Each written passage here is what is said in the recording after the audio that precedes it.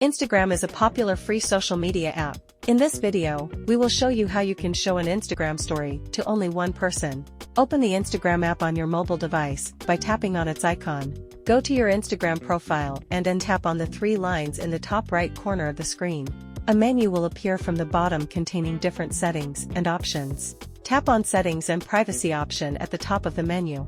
Here you get all the settings related to the app and your Instagram account in general. Scroll down and tap on this option. Tap on the circle in front of all these accounts so your story is hidden from these followers on Instagram.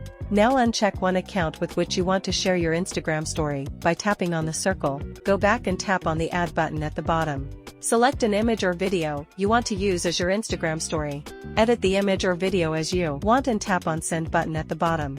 Tap on Done button at the bottom to upload the story. This Instagram story will be shared with only one person you selected.